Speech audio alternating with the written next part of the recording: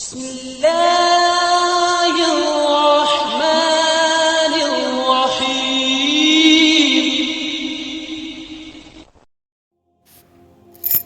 السلام علیکم ناظرین، آج کی اس تحریر میں ہم بات کریں گے روس کے ایک ایسے حکمران کے بارے میں کہ جس کی گنتی پوری دنیا کے تاریخ کے سب سے ظالم اور خطرناک بادشاہوں کے ساتھ کی جاتی ہے۔ اتنا زیادہ ظالم اور خطرناک انسان کہ جس کو اگر درندہ کہا جائے تو شاید درندوں کی بھی توہین ہوگی۔ یہ بادشاہ کتنا زیادہ ظالم تھا، اس بات کا اندازہ آپ لوگ اس بات سے بھی لگا سکتے ہیں کہ اس کی پوری زندگی میں اس کی برے کاموں کی وجہ سے ہی ہسٹورین نے ہمیشہ کے لیے اس کے نام کے آگے خطرناک ورڈز کو بھی جوڑ دیا ہے۔ اسی وجہ سے آج کے دور میں اس انسان کو پوری دنیا میں ایوان دی ٹیربل کے نام سے جانا جاتا ہے۔ دوستو، ایوان کا جنم سن 1530 میں ہوا تھا۔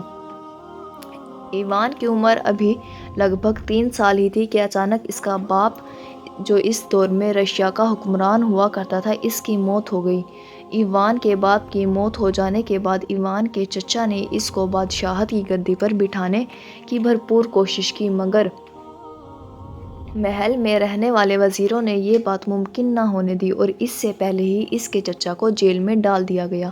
اس کے بعد اس کی ماں کی طرف سے بھی اس کو گدی پر بٹھانے کی کوشش کی گئی، مگر ایک بار پھر سے محل میں رہنے والے طاقتور وزیروں نے اس کی ماں کو زہر دے کر مروا دیا۔ ان دونوں کے علاوہ بھی محل میں رہنے والے اگر کسی بھی انسان نے ایوان کے ساتھ ہمدردی دکھانے کی کوشش کی تو اس کی کوئی نہ کوئی سزا ضرور دی گئی۔ دوسری طرف ایوان اور اس کا ایک چھوٹا بھائی کہ جو بہرا اور گونگا ہوا کرتا تھا، یہ دونوں محل میں بہت بری زندگی گزارنے لگے۔ اپنے ہی محل میں ایک فقیر جیسی زندگی گزارا کرتے تھے۔ نہ تو ان کو کھانا ملا کرتا تھا اور نہ ہی پہننے کے لیے صاف ستھرے کپڑے ملا کرتے تھے، بلکہ ان تمام چیزوں کے ساتھ ساتھ ان دونوں کو خوب مارا بھی جاتا تھا۔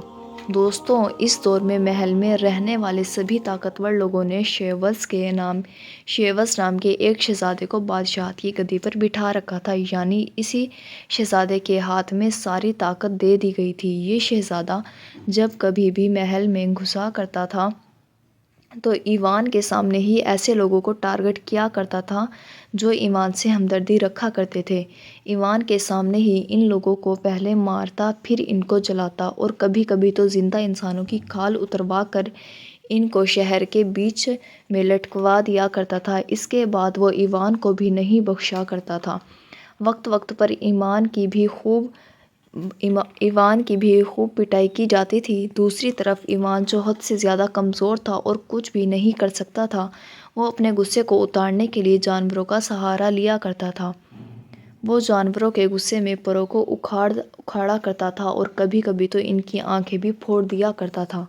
یہی وجہ ہے کہ زیادہ تر ہسٹورین کا یہ ماننا ہے کہ ایوان کو ایک خطرناک اور ظالم انسان بنانے میں سب سے بڑا کردار اسی شہزادے نے ادا کیا تھا، کہ جو شہزادہ بچپن میں ایوان کے اوپر برحد سے زیادہ ظلم کیا کرتا تھا، وہ پریشان ہو کر آہستہ آہستہ ایک ایسا انسان بنتا چلا گیا تھا کہ آگے چل کر اس کی گنتی دنیا کے سب سے زیادہ ظالم اور خطرناک لوگوں میں ہونے لگی تھی۔ یوں وقت گزرتا گیا اور پھر دور آیا سن 1542 کا، وہ دور کہ جب ایوان کی عمر لگ بھگ 13 سال ہو چکی تھی کہ اچانک اس کی سلطنت میں رہنے والے سبھی عام لوگ اس کے ساتھ ہو گئے۔ ہمدردی میں لوگوں نے پرانے حکمران یعنی شیوس کے خلاف بغاوت کر دی اور ان کو پکڑ کر ایک ایسے قید خانے میں ڈال دیا گیا جہاں پر بھوکے کتے موجود ہوا کرتے تھے۔ اس طرح سے شیوس کا خاتمہ ہو گیا اور اب ان کی جگہ پر پوری سلطنت کا حکمران ایوان کو بنا دیا گیا۔ اس طرح سے ایوان کا دور شروع ہوا، مگر دوستو، عام لوگوں کے لیے ایوان تو شیوس سے بھی زیادہ خطرناک ثابت ہوا، کیونکہ لوگوں نے شیوس کے خلاف بغاوت کی تو اس کے لیے کی تھی تاکہ ایوان جیسے اس سکون پسند اور اچھے حکمران کو گدی پر بٹھایا جا سکے، مگر وہ نہیں جانتے تھے کہ ایوان تو اب پوری طرح سے پاگل ہو چکا ہے۔ ایک ایسا پاگل اور خطرناک انسان کے ظلم و ستم کی حد پار کر سکتا ہے۔ آپ اس کے پاگل پن کا اندازہ اس بات سے بھی لگا سکتے ہیں، کبھی کبھی شوق میں ایوان اپنی محل کی اونچی دیوار پر چڑھ کر اس کے اوپر سے بہت سارے کتوں اور بلیوں کو نیچے پھینک دیا کرتا تھا اور پھر بہت دیر تک اوپر کھڑے ہو کر انہیں تڑپتے ہوئے جانوروں کو مرتا ہوا دیکھا کرتا تھا۔ ایوان نے اپنے دوستوں کا ایک گروپ بھی بنا لیا تھا۔ یہ سبھی لوگ شراب پی کر ماسکو کی گلیوں میں پھرا کرتے تھے۔ شراب کے نشے میں لوگوں کو شہروں کی سڑکوں پر اگر کوئی بھی کمزور یا بوڑھا انسان نظر آ جایا کرتا تھا تو اس کو بہت بری طرح سے پیٹا کرتے تھے، اور اگر کوئی عورت مل جایا کرتی تھی تو اس کا ریپ کر دیا کرتے تھے۔ استغفر اللہ۔